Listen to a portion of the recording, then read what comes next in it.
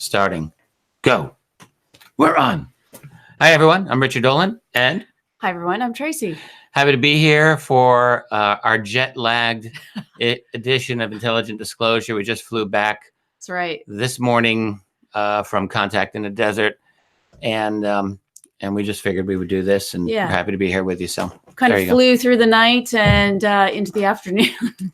And I know I just crashed out a couple of hours ago, right? I just got up and had a shower, and here we are. I did sleep on the plane. You did not sleep on the plane. I had a tough time with it. There's a difference. Yeah. So if Tracey falls asleep in the middle, there's no drugs involved on this occasion. It's just natural sleep. Yeah. But I think we'll be pretty good. We're going to try to make this efficient tonight. We don't have to go for 90 minutes. Maybe we can just do this for like 15 minutes and wrap it up.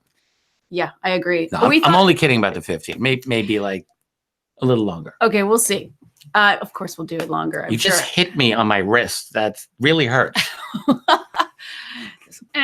Sorry about that. All right. We thought this would be a really good topic tonight because obviously we were going to be traveling all day. We knew we'd be jet lagged. And I know personally a lot of people write into me asking me about conferences and which one should they go to and are they worth going to.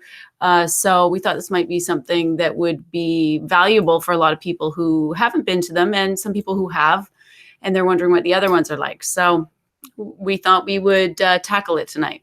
Yeah, for sure. I mean, look, one thing about conferences, they can definitely be expensive to go to. And, dropping $1,000 to do this is not an outrageous thing in many cases. If you're going to be flying, you got to find a hotel. There's the conference fee itself, and they'll vary from event to event.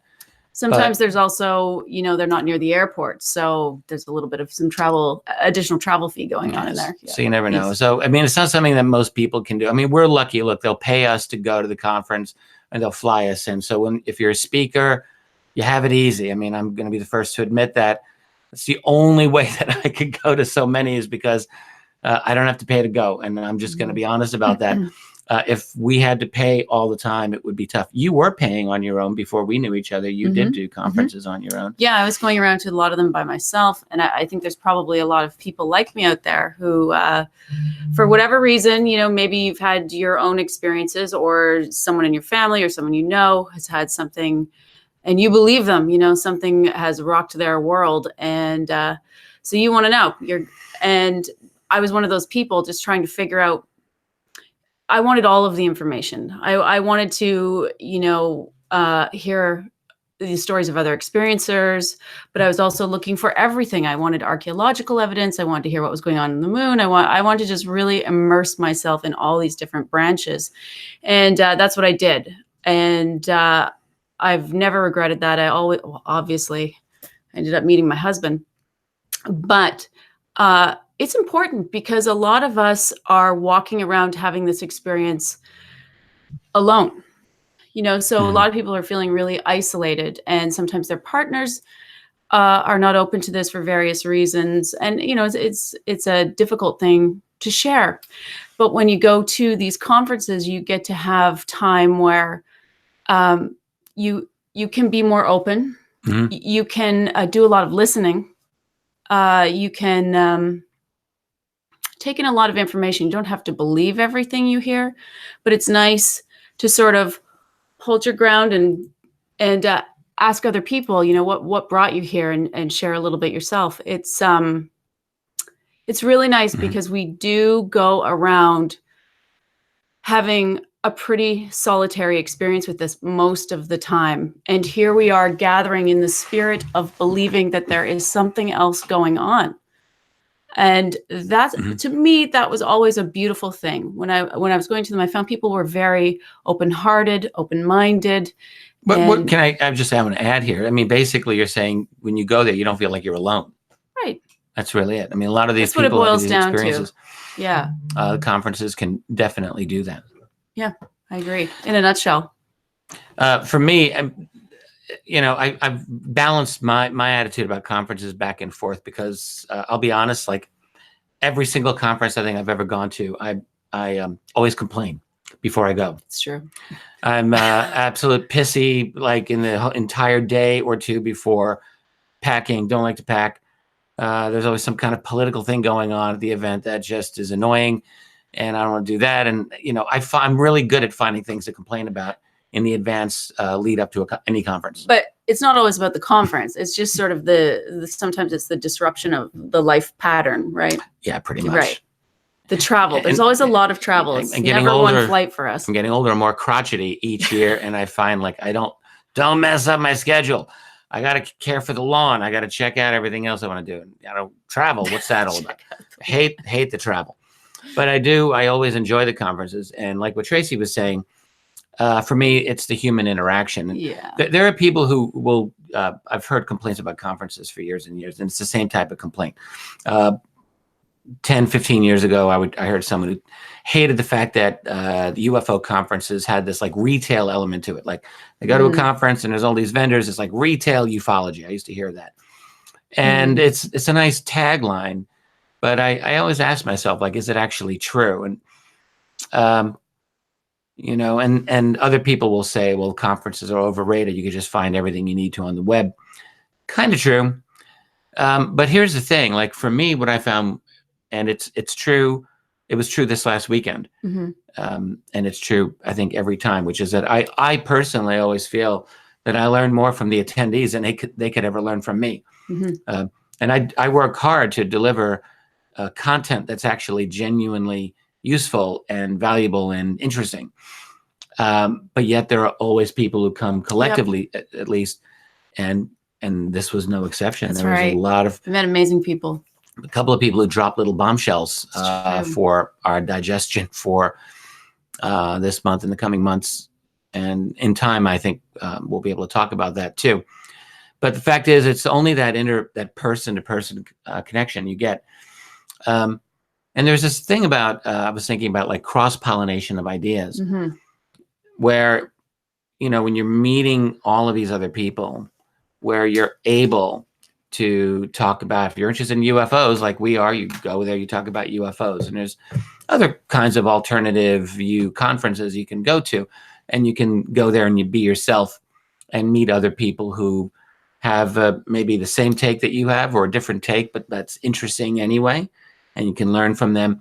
And so you're kind of cross-pollinating ideas.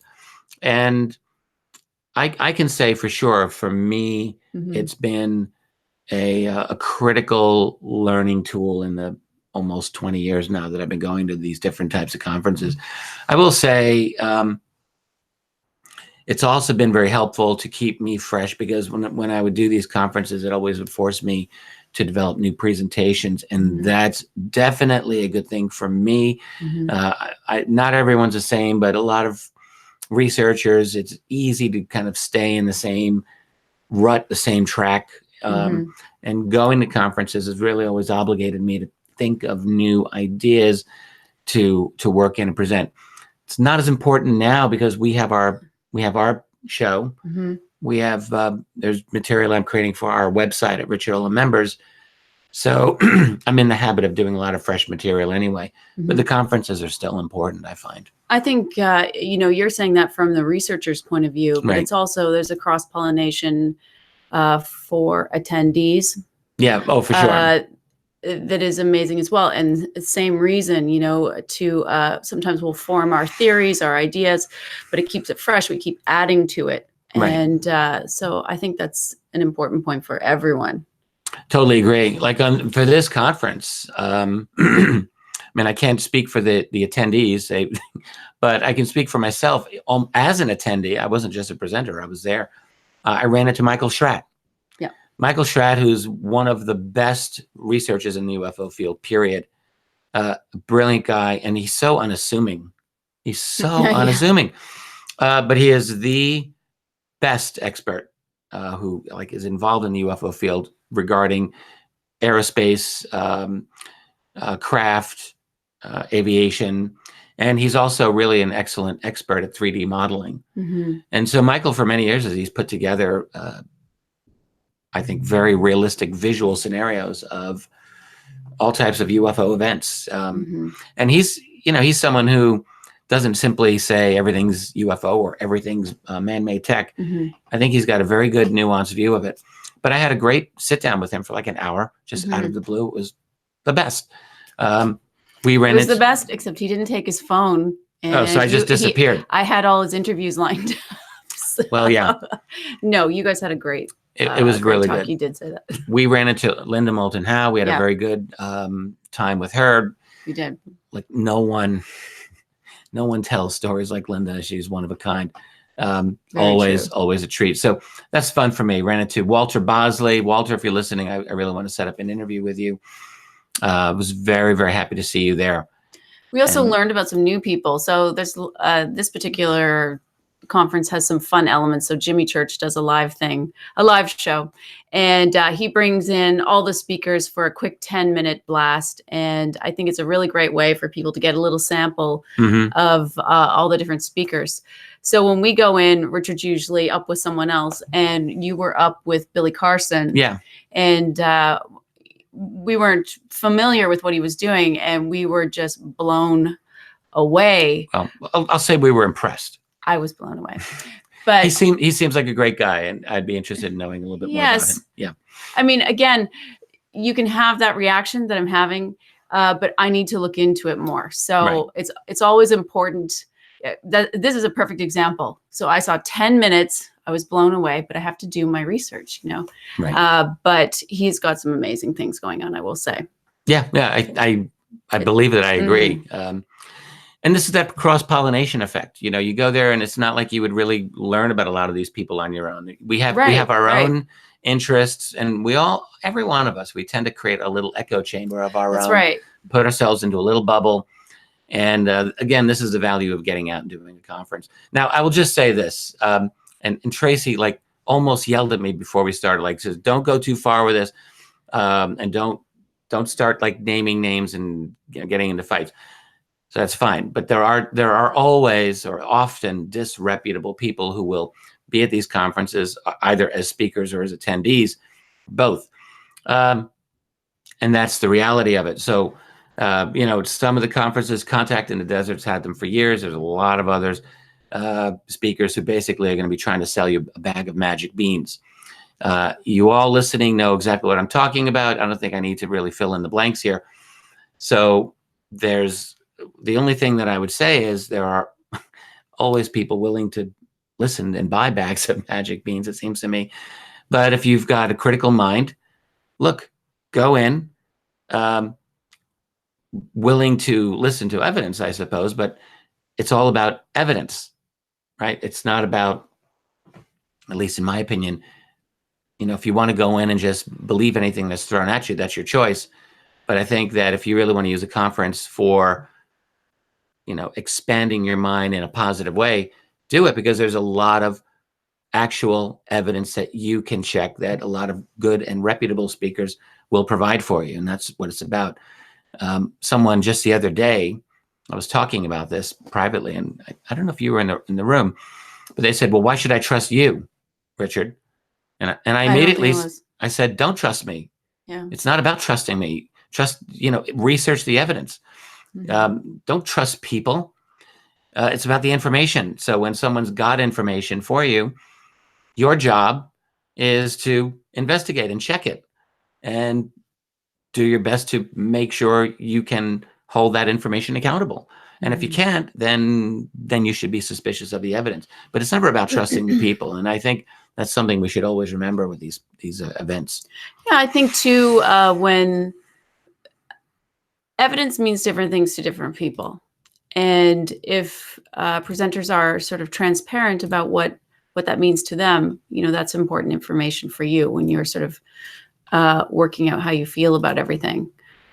But conferences are this huge buffet of pretty much everything from end to end. Well, this one is Contact in the Desert. Right? They aren't all like this. No, they can vary. So like with Contact, you have like 5-6 different events at the same time, something like that. That's right. It's 5 or 6. Crazy.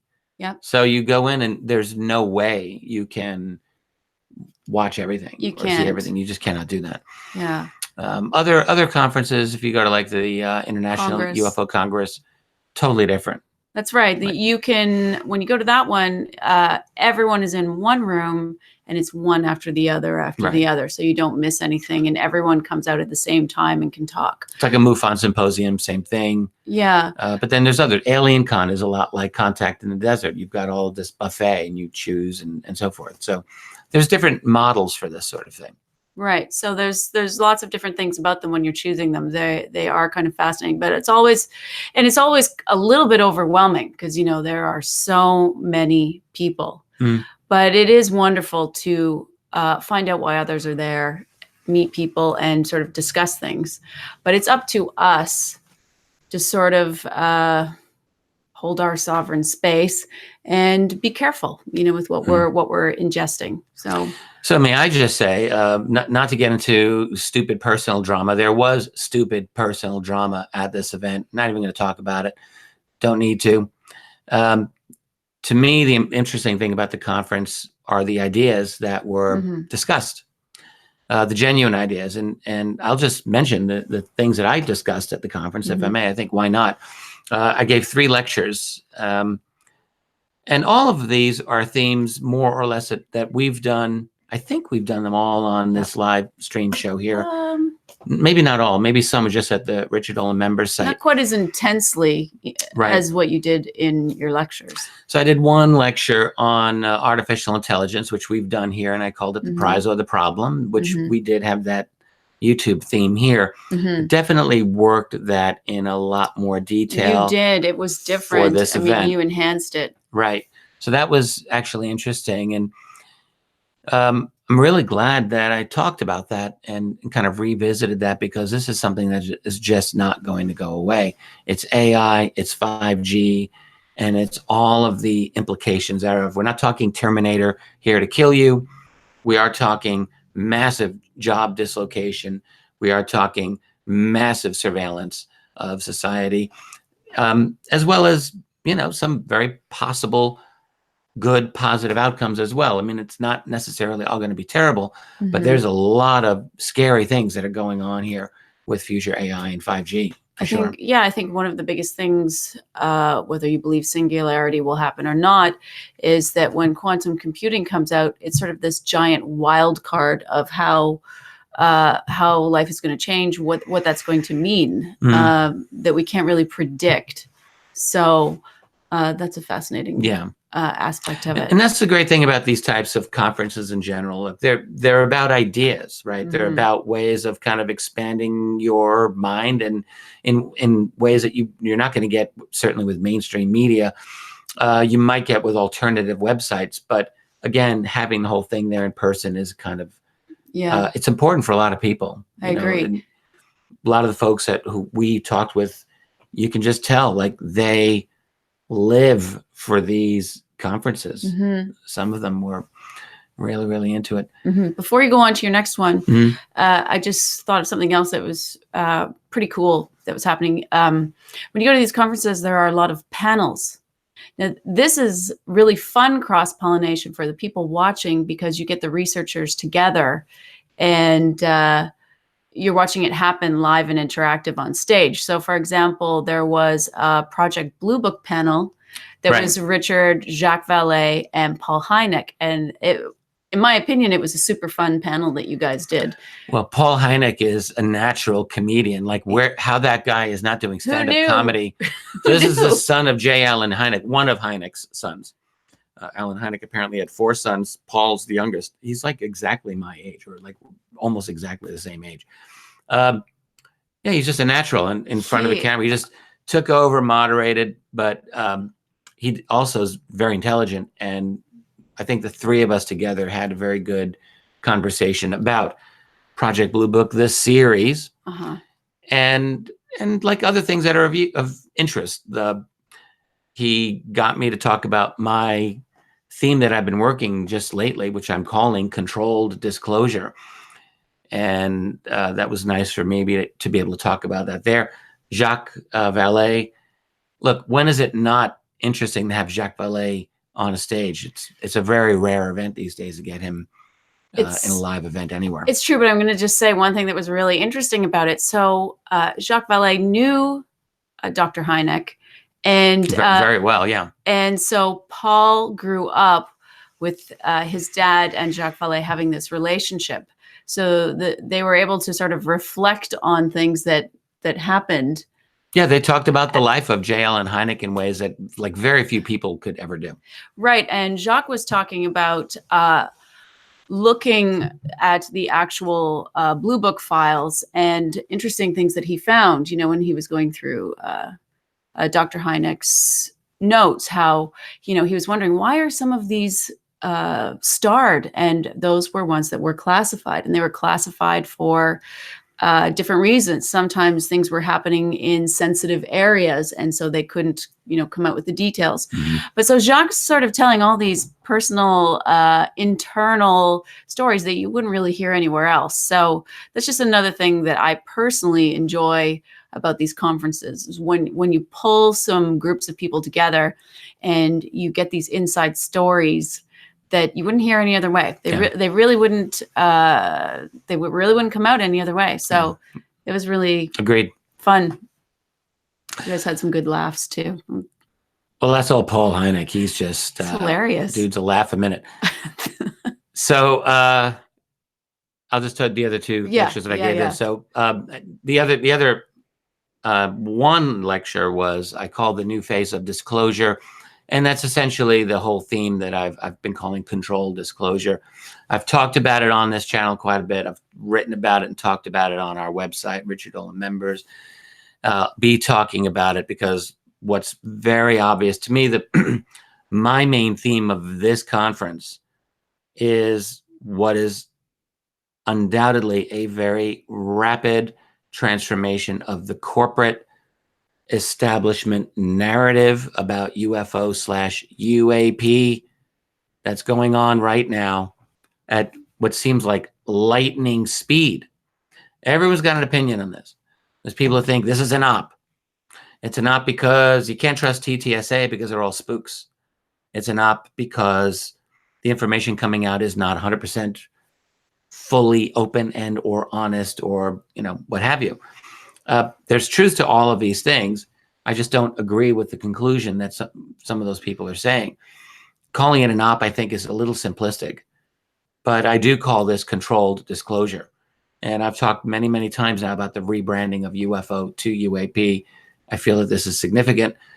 It in some people's opinions, it's nefarious.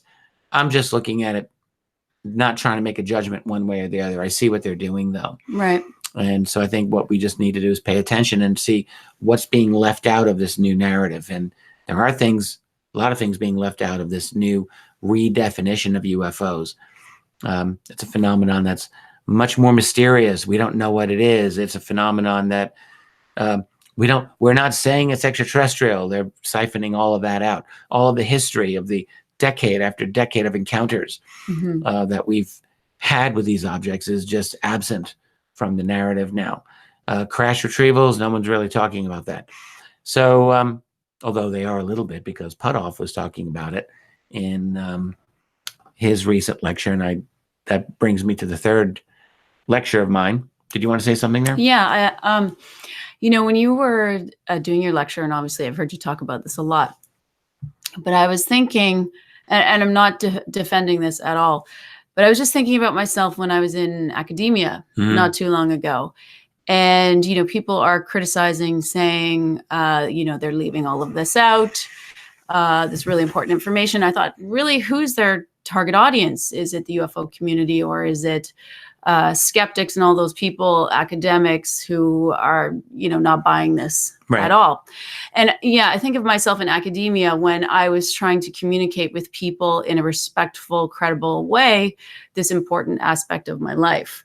And it was very, very difficult, but I had to be extremely careful with my wording. I definitely was telling it, leaving certain parts of the story out. Right.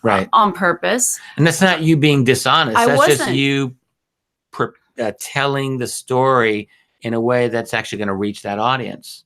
Right. And so, I knew that I had to walk in gently. Yeah. So I start with the best evidence that I can come up with and talk about it as intelligently as I can, knowing that if I open the door, if I'm successful at opening the door with something that they can hear, then if they're interested, I can bring in the next phases. Right. So I think sometimes, those next phases are being held back for good reason. Who are you speaking to? It's entirely possible. Yeah. And you don't want to that's just my opinion. No, I think this makes sense. You don't want to front load with your own conclusions or hammer home a conclusion that's just going to get a lot of pushback from someone who's that doesn't get anybody anywhere. Yeah. That doesn't move the dialogue ahead. It doesn't bridge anything. Right. And if we want to bridge, we have to say things in a certain way. So I'm of the opinion. I think that the strategy that TTSA is doing is actually very smart. And again, I know that there's those of you out here who do not agree with this, and it's fine if you want to disagree, but I'm just giving my opinion and your opinion as well. That, I think they're doing what they're doing because, as you were just saying, you said it really well. They're trying to reach a different audience. Yeah, it's they're not trying us. to reach politicians, scientists, academicians, and by getting this published in the New York Times, the paper of record, really, I do think that they're going to be making some headway. So. But I mean, I can understand people could look at that as suspicious, but it just occurred to me when I was listening to you yesterday in your intensive thought, wow, that's exactly how I approached it in academia. Right. To sort of keep my credibility and my standing in the school. So, with exactly. my peers and with professors and students. So, but I mean, we don't know all of the information. This is just our take, and people have different takes. And that's the beauty of going to a conference and hearing all these different takes on it and being able to discuss it sometimes with the researchers themselves. So. Now, the last big kind of workshop thing that I gave at this event, it was the very, very end. It was one of the last things, like Monday afternoon. I think I called it the Science of Metamaterials or something like that. And honestly, this, a lot of it focused on my take on Hal Puthoff's incredible speech from last June of 2018, when he spoke at the Society of Scientific Exploration / International Remote Viewing Association.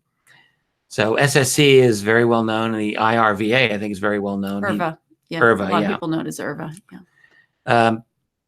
So what he talked about was, and I think we've done that here as well. I can't remember what I've talked about on YouTube and what I've talked about elsewhere. But this is a heck of a speech. And it's actually, if you go to Vimeo, drop $5, you can listen to it. But he's talking about his involvement with the ATIP program, his involvement as a subcontractor to Bigelow from 2007 to 2012. And one of his main contributions was to try to solicit papers from scientists around the world in their respective fields, getting them to describe their best estimate of their field of study circa 2050. So when he did this, I think it was probably the year was around 2007, 2008 or so.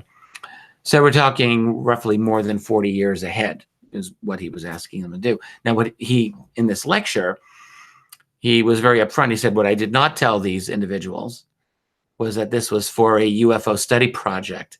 I left that part out, but it was explicitly to get a handle on science of UFOs in a whole range of areas. And it's quite interesting that he did that.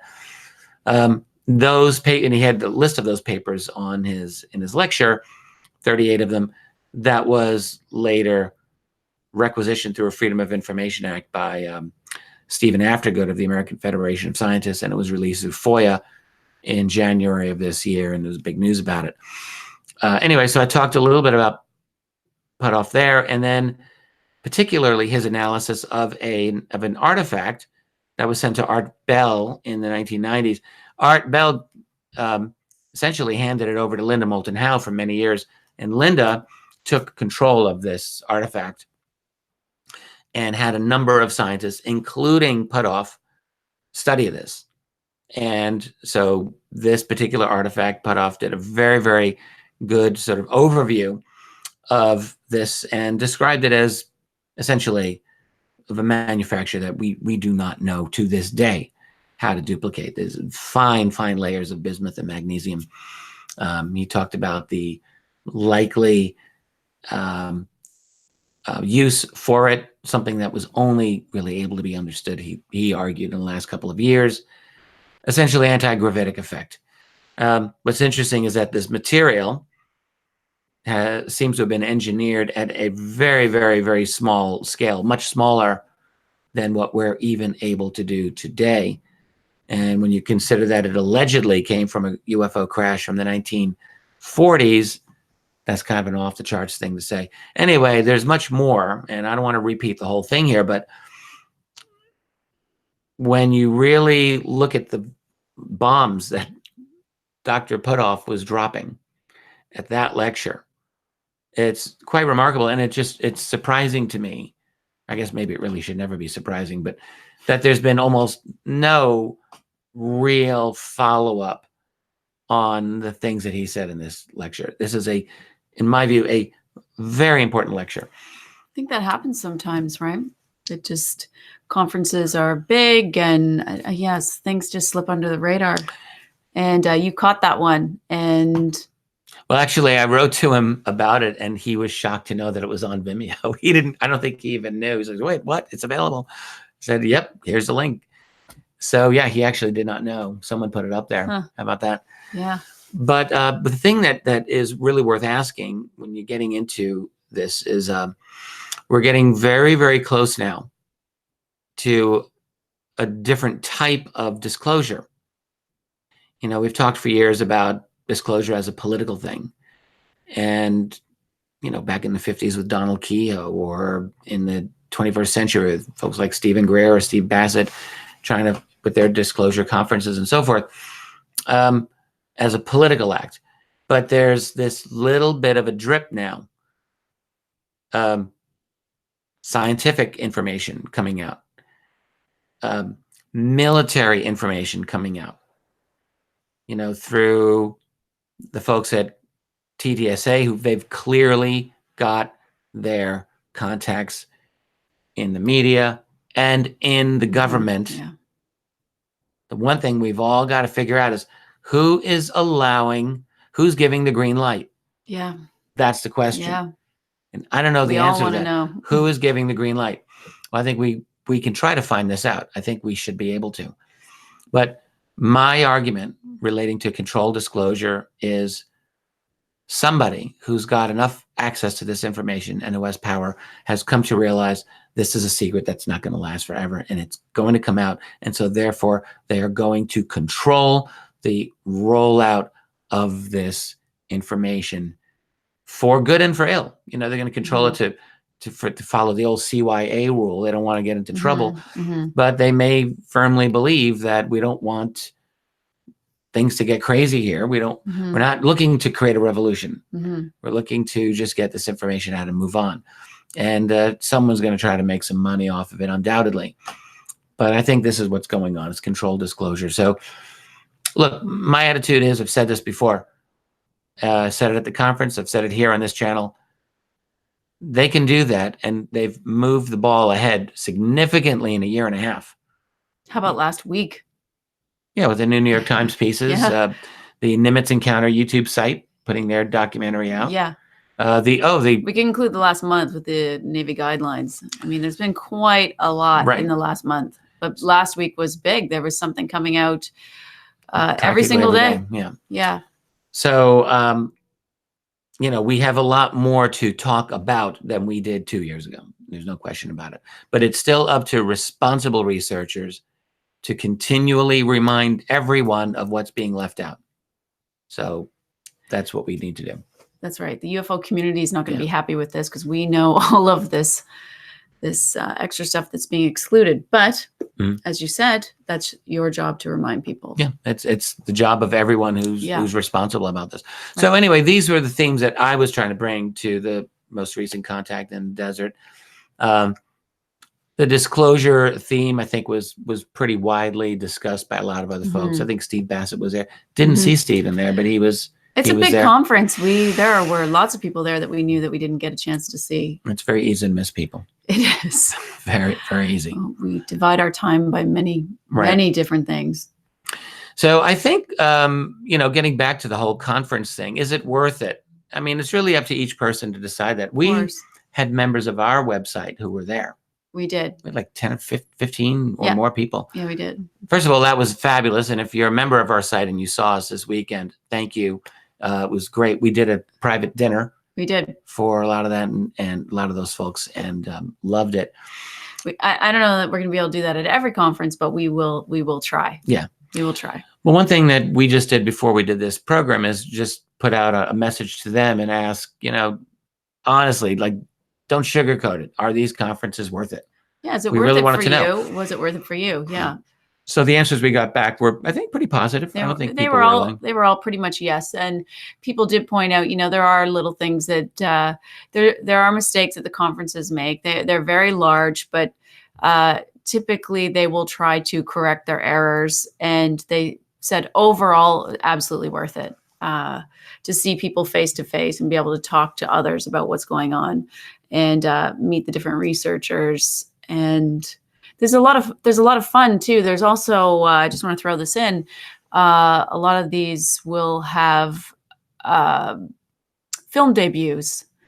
They will debut documentaries that are coming out. Right. And so I think this one had a couple, including one that you were in, Extraordinary, the Seating, but there were some others. So that's a really cool aspect that you can go and enjoy with other people, and again, meet others who are there. Sometimes it's even more that. I'm just going to say this. I'm getting a call from Steve Bassett right now. Steve, oh, he just went up. I'm going to get you later, man. That's too funny. But and it was really, I'm going to add this too. It was really fun for us to meet a lot of people who watch this show. They gave us a lot of feedback because we always laugh at ourselves and say, we're in our home. Audio's crap. Video. Wi-Fi drops out. The lighting. We were joking how the last show that we did, we thought, man, the lighting was so bad. Do you think we would know by now? But sometimes, we're researching up to the last minute, and then boom, we just land in the chair together right before we go, and we do our best to do it, but we are still pretty hokey with. We're a little Keystone Cop-ish at times when we're getting this together. But like that, people were saying, no, we like that. Yeah. Well, I'm glad that you like that. I know. We're thank still God going to try to make it a little bit better. No, but the feedback is always nice. We appreciate it, and it was wonderful meeting so many people who watched the show. There were. It was really great. That Richard was saying he was a little crotchety before we went, and it's true. It's a big riling up to go on all those flights and rip yourself out of your life. But we left going, that was a wonderful experience. We met a lot of incredible people. True. We met so many new people, new researchers, new supporters, and so it's good for us, and fun. I think it seems to be something that attendees like. Look, it's got to be something attendees like, because these events, they're big, are huge, and they just get bigger and bigger. One of the things that I studied in writing my volumes of national security state was the development of the conference. Oh yeah, of the UFO conference, and prior to the 1980s, there were almost no UFO conferences. MUFON would have a symposium, and that was about it. Yeah, like there really was a long way, huh? Almost nothing. And during the 70s and especially the 80s, they started to develop, and where you'd have like 3 in a year, 4 in a year, and the conference organizers, and I read this in a lot of the old journals, they were kind of complaining about each other, like they were afraid the competition was going to take people away from their conference. So, well, we go from that to like there's conferences all the time, everywhere, and they're massively attended. It's become an entire culture. Yeah, and not just in the U.S., all over. Worldwide. So clearly there's a demand. And so for those people, again, who think conferences are overrated, conferences are dumb, conferences are just glitz, look, there's a very, very significant demand for it. People go for a reason. And the reasons are not illegitimate. They're legit. I definitely have had issues frequently with a lot of the individuals who have presented at some of these conferences, as I've said. But that's life. Like you can't control everything that's around you. One other thing that I'll just say, occasionally I've heard this complaint against me, and not just me, against a lot of other people. And they'll say, why do you go and appear at an event where, such and such a person is speaking there, and you are implicitly validating them by going there? And I just think nothing could be further from the truth in most cases. I've done a number of events where it's absolutely true. Like I've had very strong negative opinions of some of the other individuals there. But my attitude is this: A, I'm going in to give my message and to give my research. And honestly, I like going in to areas where there's a completely new population there that may never have heard me. To me, that's the best thing. Like you were just saying, there's a woman who spoke to you about playing our shows to her Christian evangelist parents. Right. So she's in the backseat of the car. And why don't you tell this? Well, right. So she said, they weren't into this at all. And she was trying to discuss Richard's work with them. And they just said, fine. Just let us, according to her, let us listen to let's just let us listen to him ourselves. And then they were going through video after video. They were going through 9/11. They're driving, right? And, yeah. They're driving? Yes, Yeah. So they listened to were driving. our 9/11 video, right? Yep. Which got demonetized by YouTube. Yeah, it did. And they went through some other videos as well. And she said, they're really into it now. They're just you're hitting some chords of things that they wanted to know, but they hadn't sort of found a way that they could hear it. I love that. And again, this speaks to all these different people are sometimes talking to different target audiences. Like Richard, I've always seen as the defender of the community. So he's in my opinion, he's one of these people that bridges to the people who can't hear about this subject. And that's really important that we have people like that in the community. There are lots of other researchers that are probably talking more to us that already believe. And that's important too, because we want to move the ball forward as far as what we know, and we want to keep expanding our knowledge base. But and they all have these different roles. But one thing that I'm going to just repeat it is really important for you is being that bridge. And, Thanks.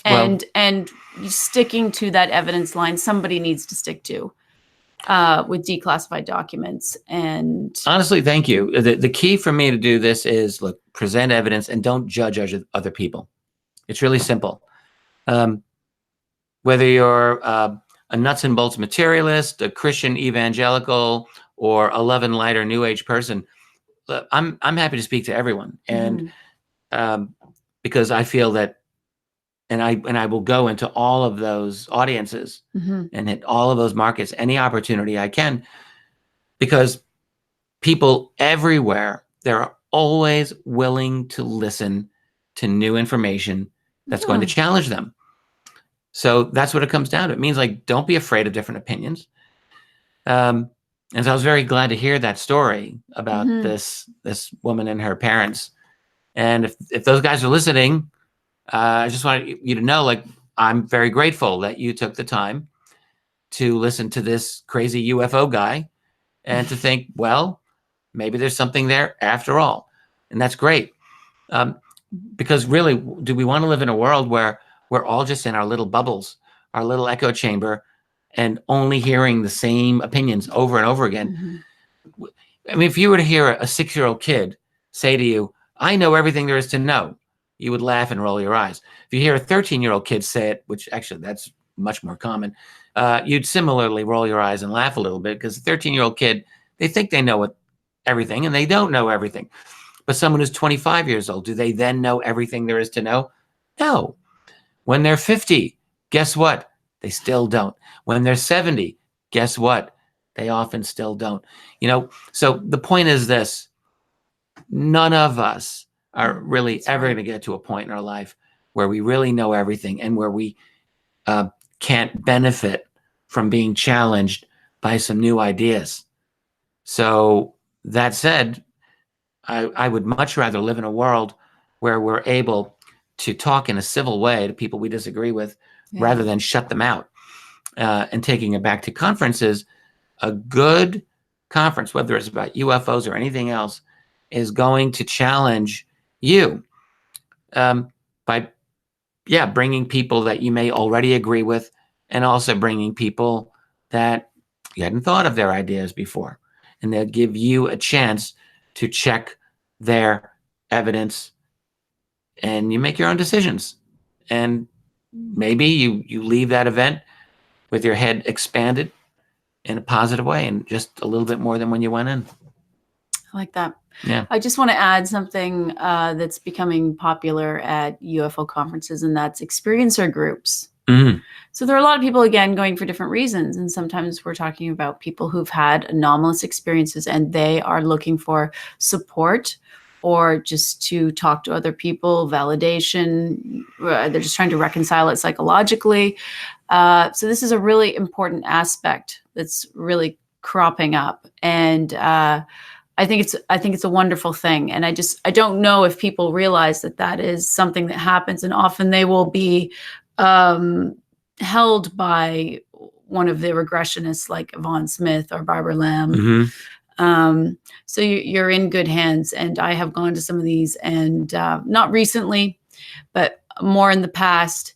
And it's always surprising when you see, people you wouldn't expect, who are your senior, for example, in the professional world, breaking down into tears because they have had their reality blown open by things that they never want to discuss outside of these groups. And by the way, these groups are totally confidential. Right. So this is an important thing that's going on there as well. I just Totally wanted true. to mention that. By the way, I think some people are noticing that our camera's set to autofocus. Yeah, I don't know how to fix that. So it wasn't happening in the last few shows, so I don't know. It's a perfect example of what we're figure it out in about. the future. Yeah, I know. Well, we're going to probably wrap this up soon anyway. You think? I just want to say a couple more things. Just a little behind the scenes thing that's kind of fun.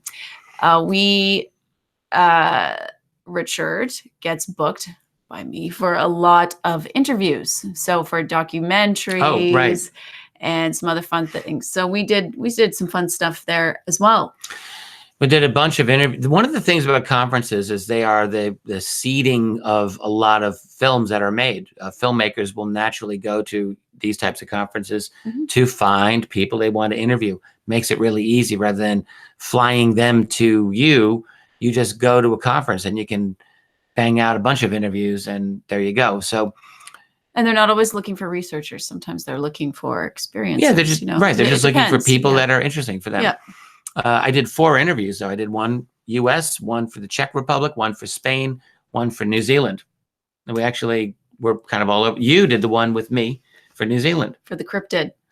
Well, it's not for the cryptid. It's for a new podcast these guys are going to have coming out. Yeah. So they were super fun. Super fun. Well, one of them is a star for Flight of the Conchords. Flight of the Conchords. Yeah. So the New Zealand comedian. So he's the one who plays their manager, Reese. I don't know his last name.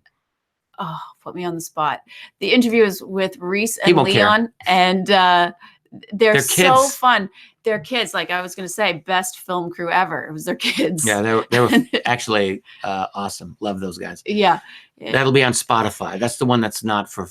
Oh no, that's video too. They shot the whole thing. But I think it's actually going to be an audio podcast. But this is another example of something really fun that is emerging, because these are 2 comedians who are having a serious look at what's going on in the field, but with this lighthearted approach. Right. So they're bringing this new sort of feeling, this new way to move through the information. So I think we can all look forward to that coming out in the future. You can check out the stuff they already have. It's called The Cryptid. Yeah. Yeah. I bet they're good. Yeah. Yeah. If you live in Spain, there's a show Cuarto Millennia. And it's been going since, I don't know, actually, since 2005. It's a long-standing show. And I was just shot for that. So that'll be out in the next couple of weeks, I'm told. Yeah. And then we did a J3 Films. J3 Films. They have a for new their follow-up movie on abductions and alien encounters.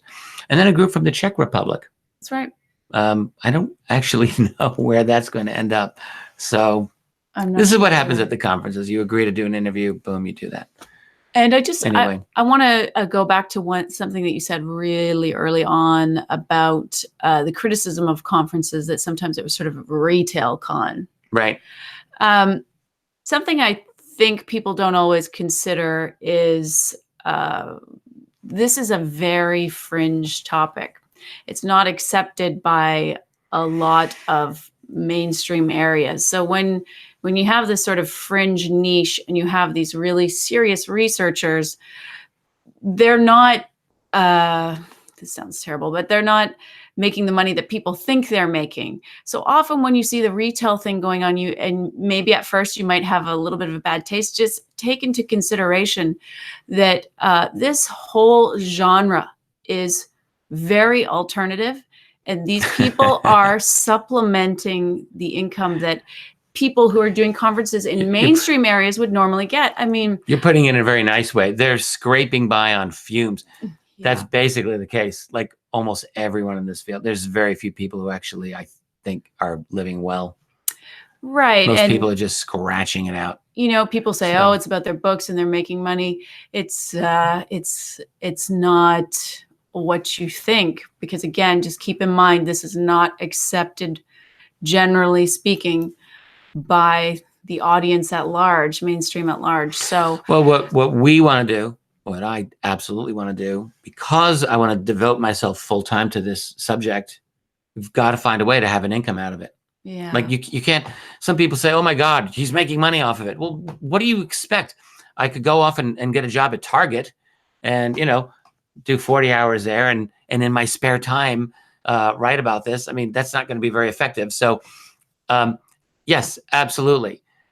I made a decision a long time ago. I was going to try to make a genuine living by doing this and maintaining my integrity and researching this subject the best way I can. And we now do this together. And that's the plan. and Otherwise, what are we going to do? Get a job at some well, that's right, organization. and so that's one of the reasons Some why we company. have the member site, and we are very dedicated, as you can see if you get our newsletters and you see what we put out every week. There's typically 3 public major things that are released and at least 3 members content items that are released per week. So we try very hard to give a lot of content all the time to everyone as thank you for their support. So this is what we choose to do, and we are very appreciative and try to do our best to give back in every way we can. So Well said. Now, anything else? I know I'm ready to do this kind of thing. I know. Well, since we're talking about events, let's tell them the events that we have coming up, You've got the because list. we don't normally do that anymore. We're going to do this quickly. We will. So next month we have Alien Con LA. I think it's around the 21st, 22nd. I don't have the actual dates here. Then we're going to be in the UK. We're going to be in Manchester for the Awakening Expo, which is the 19th and 20th. It will be the 50th anniversary That's right. of the moon landing. That's right. Apollo 11. Uh-huh. Yeah. After that, we will be in Copenhagen. Right? With our friend in Pia Denmark. Knudsen, and she's organizing Exopolitics Denmark has got that whole thing going. And that will be the 2 of us and Chris Aubeck. Yes, I want to talk to Chris Yeah. Aubeck. Really admire his work. And then we have UFO Congress, which we were talking about before. That's in Phoenix, Arizona. It'll be September. That's right. right. It's at the beginning of September. Mhm. We have Toronto. So we've got Canada in there. That's the Alien Cosmic Expo. Don't say it. Okay. Oh, don't? Why? Don't. Because you always say that about the name. Well, when someone commits to the name, they want to keep the name, brand recognition. well, I just said the name, so they should be happy. Okay. He was about to say he doesn't like the name. It's not my favorite name, but it's the name. And you know what? It's a good conference. And they do well with it. There's a lot of, it's very popular. I think it's done quite well. I'm just going to say about that one again, there's a different flavor because it's this, there's the big ones, like the one we just came back from. Congress is a big one, but then the one in Toronto is a smaller one, and people might think, oh, not as many people, but sometimes you have more access, and it's a little easier to have more conversations with researchers. They'll get 400 or 500 people there, I bet. No, yeah, no, I'm just saying there's a lot of value to the smaller conferences as well. So then we have Gen 6. It's also going to be in Branson, Missouri, I assume. Branson, Missouri. And then we have the UFO cruise, which is in October. So as most of you know, we did the MUFON cruise in March. Was it March? Yes. And we'd never done one before, and we really loved it. So we have the UFO cruise in October. That'll go start off San Diego, go down the coast. Yeah, that's a 7-day cruise. So that's quite a big one. But that's what we have going on this year. And then nothing else, I think. I think that may be it. It might be. Some people ask, why don't they, some people can't travel. Some people can't afford to travel. And I think some of the conferences are starting to broadcast them because it's getting easier to stream. So I think you'll see more of that. And yeah, for sure. I don't know that I have the calendar on Richard Dolan members fully updated, but I will make sure that I do update it in the next couple of days. And I will typically write something on there if I hear that they are going to live stream, and you can buy a ticket that way and watch it from your home.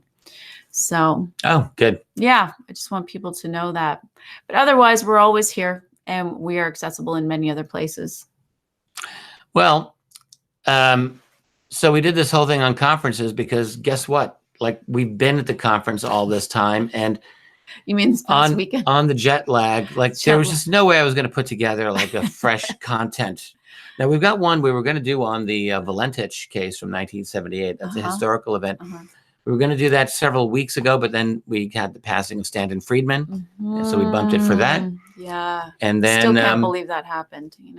Well, no, absolutely. And I mean, other current events were coming up relating to disclosure or new news. The New York Times piece came out, and so we bumped it for that. And then now the contact in the desert and our jet lag. So the Valentich case got bumped yet again. At some point, we're going to talk about Fred Valentich. It's an amazing case. It's a strong UFO case. It's a tragic case of a young man who died at sea while encountering an unidentified object off the coast of Australia back in 1978. So we will come back to that. But before we do that, look, things are moving so fast. They are in this field. There's been rumors flying about Lou Elizondo, and is he or is he not part of ATIP? And this came up over the weekend.